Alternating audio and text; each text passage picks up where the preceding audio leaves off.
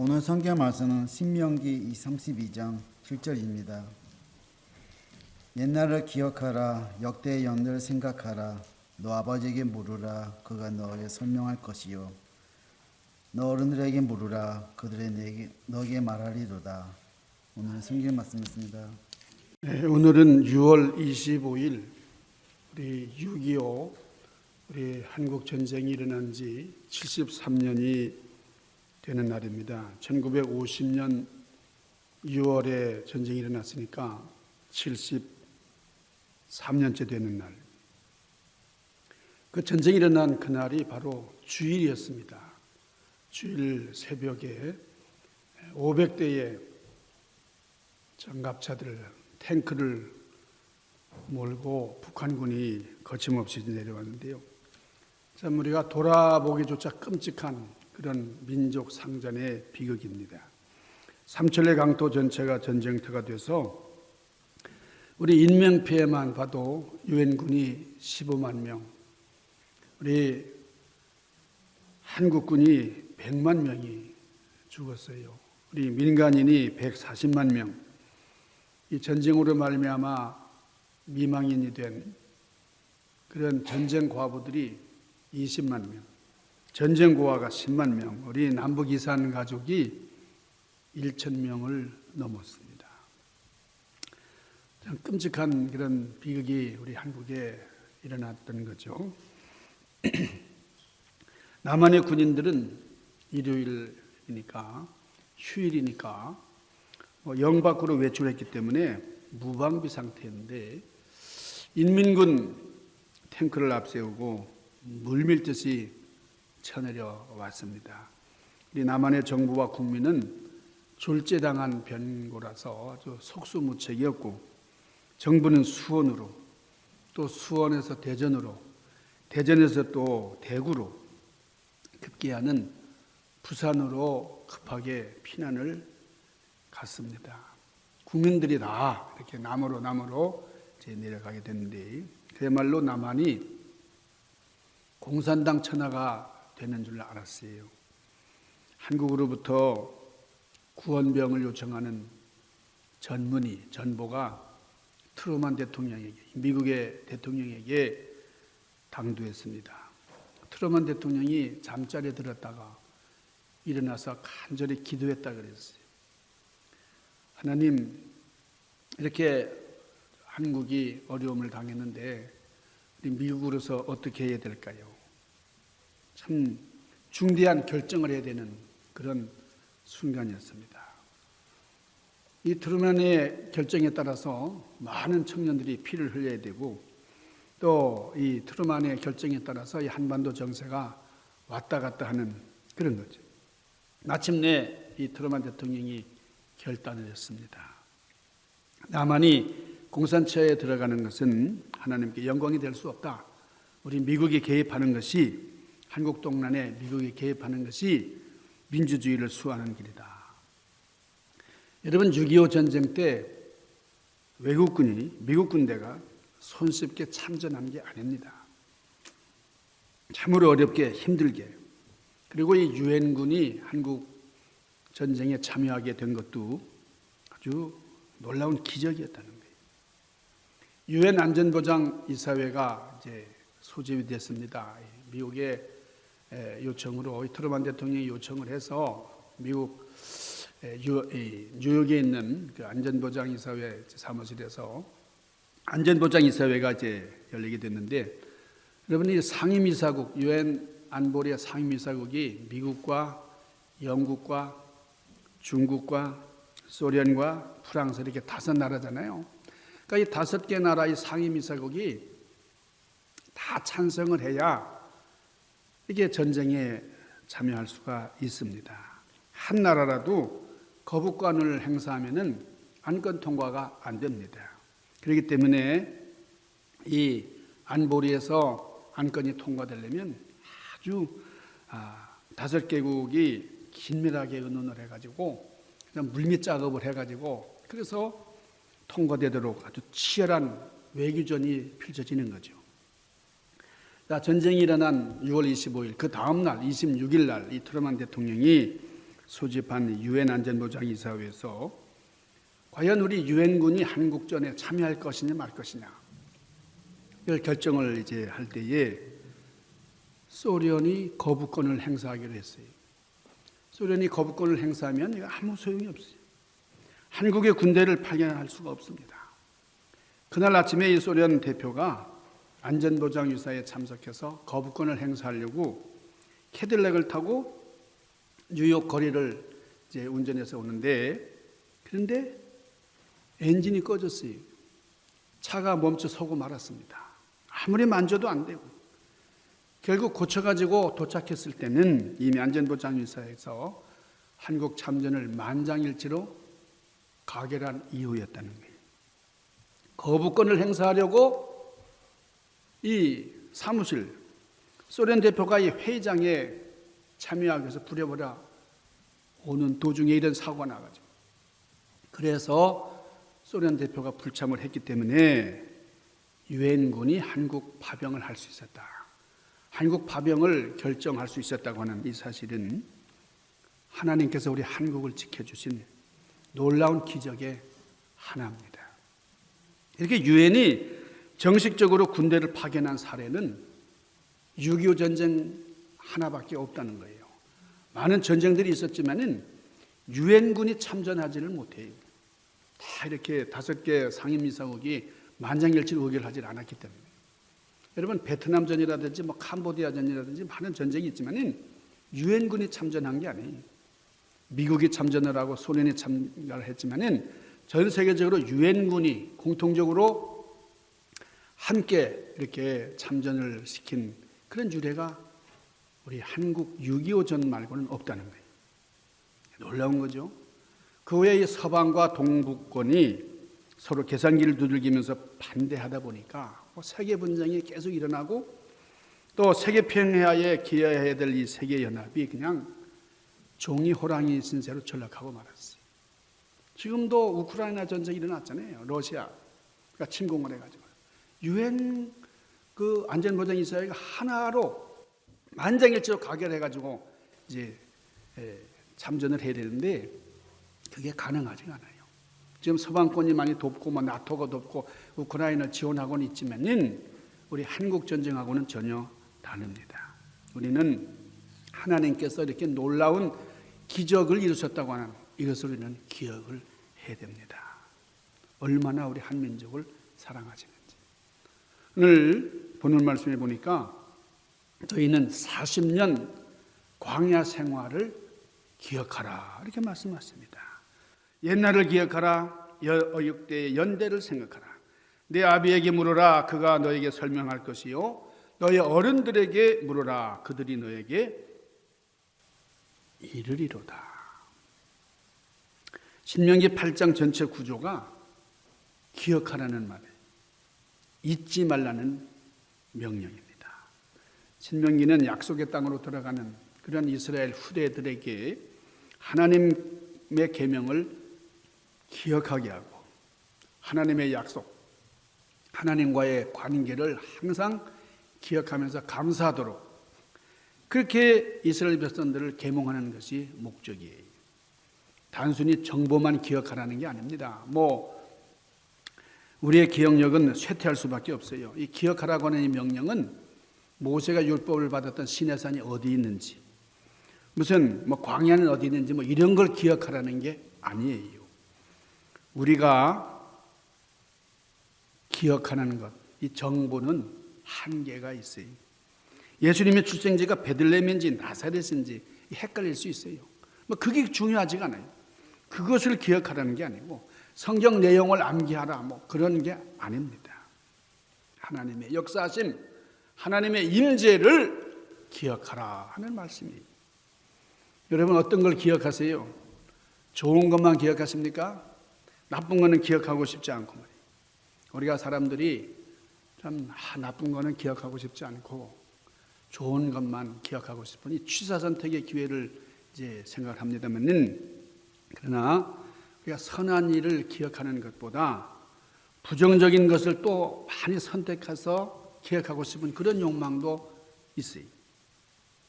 여러분 우리는 하나님의 섭리와 하나님의 경륜, 하나님을 기억해야 됩니다. 지금 이스라엘 예루살렘의 그 헤르츠 언덕에 야드 바셈이라고 하는 기념관이 있어요. 유대인 대학살, 우리 홀로코스트라고 하는 그런 대학살을 기념하는 박물관이 있는데 그 박물관 이름이 야드 바셈입니다. 야드 바셈. 그 야드 바셈이라는 말, 야드라는 말은 기억한다는 뜻이에요. 바셈이라는 말은 이름이라는 뜻입니다.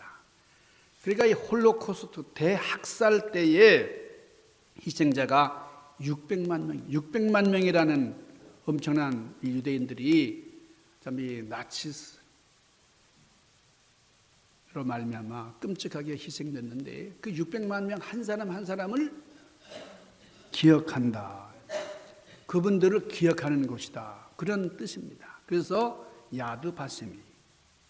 자, 우리 유대인들은 이스라엘은 2차 세계대전을 일으킨 당사자국도 아니고요. 전쟁을 일으킨 전쟁 당사자들이 아닙니다. 그런데도 최고의 피해를 입은 사람들이에요.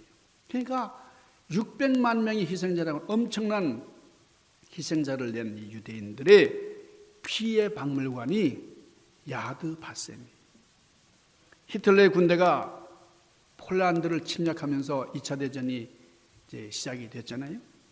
전쟁 시작 한 달 5일 만에 이 폴란드가 독일 영토가 됐습니다. 1940년 초에 이 폴란드의 정치범을 수용하기 위해서 이 아우슈비츠라고 하는 그 수용소가 만들어졌는데, 그런데 이 아우슈비츠는 전쟁 포로들 그리고 나중에는 유대인들을 수용하기 위해서 이제 확장이 됐어요. 그리고 나치는 유럽 각지의 유대인들을 색출해가지고 이 아우슈비츠 수용소로 보냈습니다. 이 나치는 유대인들을 수용소로 보낼 때 옷을 다 아주 빨가 벗기고 그리고 목욕탕으로 위장된 가스실로 들여보내는데 수건 한 장, 비누 한 개만 들고 들어가게 했어요. 그러니까 우리가 목욕하러 가는구나 이렇게 생각하러 간 거죠. 근데 목욕탕 안에 사람들이 빡빡하게 이제 자니까 철문이 덜컹 닫히고 노란 빛깔의 공기가 들어오는 거예요. 샤워 꼭지에서 물이 나오는 게 아니라 노란 가스가 들어옵니다. 얼마 되지 않아 그곳이 아주 조용해져 침묵. 비명소리 한번 질러보지 못하고 다 죽은 겁니다. 약 30분 후에 철문이 열리고 유대인 간수들이 그 시체들을 밖으로 꺼내서 화장터로 실어 보내요. 그 화장할 때 흘러나오는 이 기름, 그 인체를 태워가져 나오는 그 기름으로 이 유대인들이 비누를 만들었잖아요. 비누를. 그리고 안경 낀 사람은 안경 낀 사람만 또 가스실을 보내고, 키 큰 사람은 또 키 큰 사람만 또 가스실을 보내고, 얼마나 잔인한 만행을 저질렀는지 모릅니다. 이 야드바셈은 여러분 이사야 56장 5절에 이런 말씀이 있어요. 내가 내 집에서 내 성 안에서 아들이나 딸보다 나은 기념물과 이름을 그들에게 주며 영원한 이름을 주어 끊어지지 않게 하리라. 이런 성경 구절이 있어요. 이 이사야서 56장에 있는 말씀을 근간으로 해서 이 야드바셈 기념관 출구에 기록을 해놨어요. 뭐라고 기록했냐면 하나님께서 영원한 이름을 주어 끊어지지 않게 하리라 하는 말씀과 함께 용서하라. 그러나 잊지는 말라. 그러니까 용서하되 잊어서는 안 된다는 거예요. 기억을 해야 된다는 거예요. 한국의 초등학교 3학년부터 6학년 이 아이들에게 설문조사를 했대요. 우리 6.25 전쟁이 무엇입니까? 이렇게 질문을 했더니 38%의 학생들이 그 조선시대에 일어난 전쟁 아닙니까? 이랬다는 거예요. 여러분, 이 근래에 우리 한국에 있는 초등학생들이 6.25 전쟁이 뭔지를 몰라요. 6.25 전쟁이 조선시대에 일어난 전쟁이에요. 20%는 일본과 우리나라가 싸운 전쟁입니다. 이렇게 대답했다는 거예요. 여러분, 6.25 어디로 가버렸어요? 우리 아이들 기억에는 없어요. 잊혀져 버렸어요. 18살 이상의 성인들에게 6.25 전쟁이 일어난 해가 언제입니까? 어느 해에 6.25 전쟁이 일어났습니까? 그랬더니 66%만이 1950년도라고 정확히 대답을 했다는 거예요. 그런데 20대 중에도 46%가 모릅니다. 여러분, 6.25 전쟁이 잊혀져 버렸어요. 뭐 이렇게 오래전의 일이 아니잖아요. 73년 됐는데 말이죠. 그 전쟁을 겪은 분들이 아직도 살아있는데 6.25 전쟁이 잊혀져 가고 있다. 여러분이 한국의 이 역사에 대한 그 인식이 이렇다는 거예요. 이에 비해서 기억을 중시하는 유대인들 보세요. 그 쓰라린 과거, 그 아픈 기억들을 늘 마음에 안고 관광객들을 안내하는 어느 유대인 가이드가 이렇게 고백을 했어요. 우리는 복수하기 위해서 기억하는 것이 아닙니다. 우리가 과거를 기억하는 것은 다시는 무릎을 꿇지 않게 하기 위함입니다. 우리는 독일 사람들을 이미 용서했습니다. 우리에게 범죄를 저지르고 찬악한 만행을 일으킨 그 나치스, 그 사람들까지도 다 용서했습니다.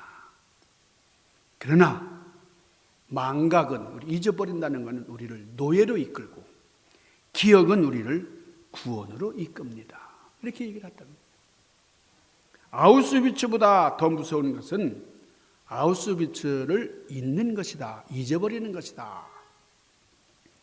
여러분, 이런 단어들을, 이런 글귀를 학교에서 교훈하는 것이 이스라엘 교육이라는 거예요.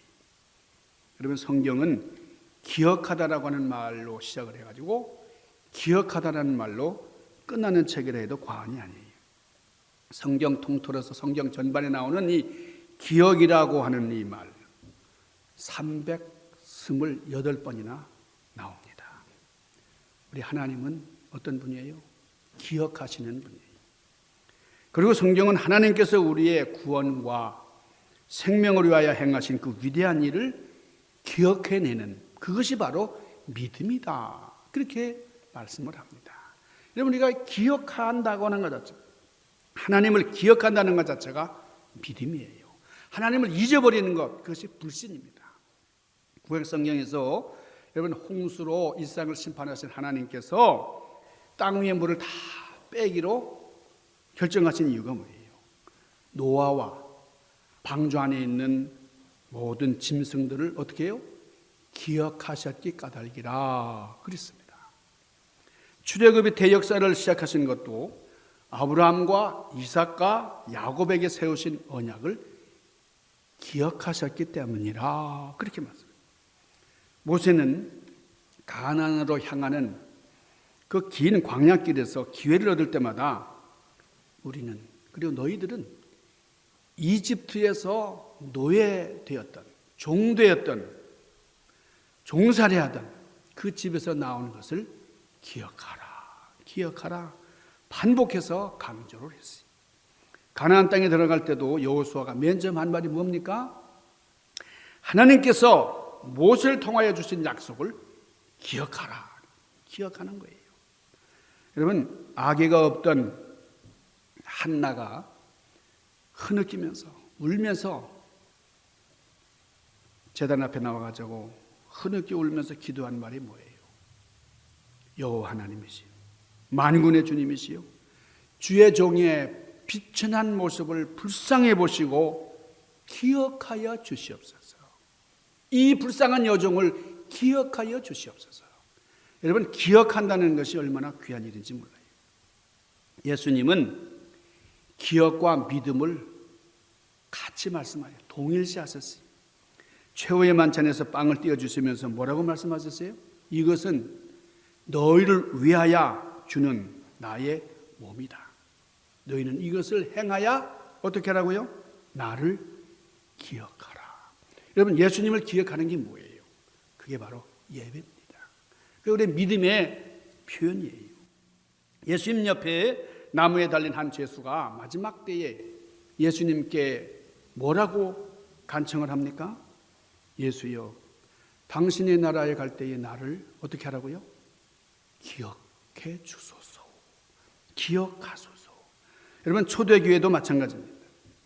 로마 시대의 그 가혹한 그 핍박과 박해가 이루어지던 그때에 그리스도인들이 비밀리에 서로 나누던 인사가 있어요. 그 인사말이 뭐냐면 메멘토 모리, 메멘토 모리. 메멘토 모리가 뭡니까? 죽음을 기억하라는 거예요. 죽음을 기억하라. 어떻게 죽음을 기억합니까? 죽음이라는 거, 기억한다는 건 과거의 일이잖아요. 과거를 생각하는 게 기억인데 죽음은 앞으로 미래에 올 일인데 말이죠. 죽음을 뭐 예상하라는 게 아니라 죽음을 기억하라. 무슨 말이에요? 여러분, 시제와 상관없이 여러분 기억한다는 것이 이게 믿음이다. 기억이 힘이에요. 장차 다가올 것이 죽음인데 미래에 되어질 일을 과거 일처럼 오늘 현재 받아들이는 것처럼 그렇게 살라는 거예요. 죽음을 기억하며 살아라. 여러분, 기억이라는 것은 머릿속에만 맴도는 그런 관념이 아니라 우리를 움직이는 구체적인 힘입니다. 오늘 본문에는 세 가지 중요한 동사가 사용되고 있어요. 첫째는 기억하라. 두 번째는 생각하라. 그리고 세 번째는 물어라. 그런데 옛날을 기억하라. 역대의 연대를 생각하라. 내 아버지에게 물으라. 그가 너에게 설명할 것이요. 내 어른들에게 물으라. 그가 너에게 일러줄 것이다. 여러분, 첫째, 기억해야 된다. 여러분, 신명기에 16번에 나오는 기억하라, 기억하라. 성경에는 이 기억하라는 말이 수백 번 나와요. 기억한다는 것. 여러분, 사실 우리가 치매라는 거, 이 기억을 못하는 거잖아요. 이게 아주 불행한 일인데 우리 기억하기 위해서 애써야 됩니다. 그래서 우리 친교실, 우리 예배 마치고 친교할 때는 항상 기억을 돕는 그런 음식들을 준비하려고 우리 많이들 애쓰잖아요. 여러분, 옛날을 기억하라 그랬어요. 옛날이 뭐예요? 옛날은 이스라엘 민족들이 430년 동안 종살이 했던 그 사실을 기억하고 또 그런 과정에서 하나님께서 어떻게 우리를 속량해 내셨는지 그것을 기억하라 하는 거예요. 이스라엘은 이런 토대 위에 세워진 나라입니다. 그들은 하나님의 출애굽의 구원의 역사를 잊지 않고 그렇게 불행했던 그리고 처참했던 그리고 암울했던 그런 과거 역사까지도 후손들에게 정확하게 가르치고 교훈하고 있습니다. 아니 6.25가 조선시대에 일어난 전쟁에는 이게 될 수 있는 일이에요? 있을 수 있는 일이에요? 이스라엘의 텔아비브에 또 하나의 박물관이 있는데 거긴 디아스포라 박물관이 있어요. 거기에 뭐라고 이렇게 써져 있냐면 그 입구에 기억하라, 과거, 현재는 살아라, 미래는 신뢰하라 이렇게 기록해 놓고 있다 그래요. 전쟁의 야만성과 하나님 없는 공산주의의 만행을 기억해야 됩니다. 6.25 동란의 처참함을 우리는 기억해야 돼요. 그러나 그런 와중에서도 우리를 인도하시고 구원해 주신 하나님의 사랑을 기억해야 됩니다. 우리 남한을 돕기 위해서 유엔군 전투병력으로 참전한 국가가 몇 국가입니까? 16국가잖아요. 16국가. 의료지원국이 5개국, 물자지원국이 32개국입니다. 유례를 찾아볼 수 없는 놀라운 역사, 도움의 손길이 우리 6.25 전쟁에 펼쳐졌어요. 지금 한국에서 우크라이나를 좀 돕는다고 하니까 그 야당 이런 사람들이 일어나가지고 막 반대하고 막 그런데 왜 그런지 모르겠어요. 우리가 그렇게 많은 도움을 받았는데 이제 도울 수 있는 힘도 있고 말이에요. 도울 수 있는데 왜 못 돕게 하는지 몰라요. 두 번째는 생각해야 됩니다. 이 생각하라는 말은 유의하라는 말이잖아요. 되새겨라라는 뜻이잖아요. 성경은 수없이 생각하는 사람이 되라고 권면합니다. 생각하고 돌이킨 사람도 참 많아요. 오늘 본문은 역대의 연대를 생각하라 그랬어요. 여러분 모세 때는 아브라함, 그리고 이삭, 야곱으로 이어져서 애굽 땅 고센에 있으면서 430년 동안 종살이 하다가 애굽을 탈출해서 출애굽하고 광야에서 나온 그 쓰라린 과정들을 다 기억하라는 거예요. 힘들고 아프지만은 이것을 기억해야 된다는 거예요. 좋은 것만 기억해서는 안 된다는 거예요. 역대와 연대를 생각하라는 말은 역사의식을 가져라는 말입니다. 역사를 분별하고 그 역사가 주는 교훈을 알아야 된다는 거예요. 그 안에 진리가 있다는 겁니다. 여러분, 우리는 성경을 읽으면서 하나님께 감사하고 또 하나님의 경륜을 깊이 생각하면서 우리가 길을 가면서도 하나님을 생각하며 살아야 돼요. 자, 세 번째는 물어야 됩니다. 물어야 돼요. 성경은 위로부터의 질문, 우리 하나님께서 우리 사람들 향해서 하시는 질문. 우리 창세기에 보면 아담아, 아담아 부르시면서 하나님께서 물으시죠. 자, 하나님을 또 향해서 사람들이 하는 그런 질문이 있습니다. 그러니까 기도가 그것이죠. 물어야 답이 나와요. 묻지 않으면 답변이 안 나옵니다. 그렇잖아요. 여러분, 문제가 있어야 답이 나오는 거지 문제가 없는데 답이 나옵니까? 그리고 답이 있으니까 또 문제가 생기는 거예요. 오늘 본문 말씀에 물으라 이렇게 말씀을 했어요. 그러니까 유대인들 이렇게 학교에 가면은 아주 묻는 게 아주 일상화돼가지고 아주 토론하고 말이죠. 많이 묻는데 우리 한국 지금은 뭐 좀 많이 달라졌는지 모르지만 제가 이렇게 교육받을 때만 해도 선생님한테 함부로 질문하다가 그냥 혼나고 그랬잖아요. 어디 감히 이렇게 묻냐 이게. 물으라는 말은 요청하라, 간청하라 그런 뜻도 됩니다. 그리고 물어보아야 할 대상을 분명하게 설정을 했어요. 누구에게 물으라고요? 너의 아버지와 너의 어른들에게 물어라. 네 아비와 네 어른들은 같은 의미로 선조들을 뜻합니다. 우리 조상들을 뜻하는 말이에요. 그들은 그 선조들에게 지난날의 하나님의 섭리, 구속사에 대한 것을 묻고 또 이스라엘의 아비들은 자손들에게 위대하신 하나님의 구원의 역사를 설명해 주는 거예요.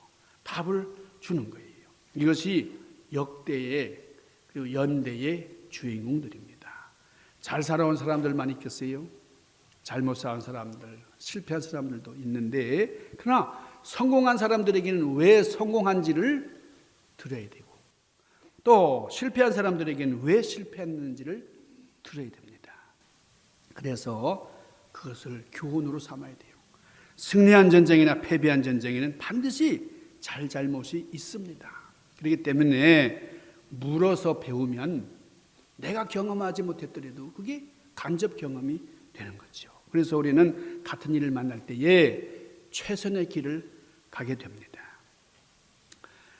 지금 이게 저는 우리 집사람을 만난 게 6.25 사변 때문이라고 생각을 해요. 6.25 전쟁 때문에.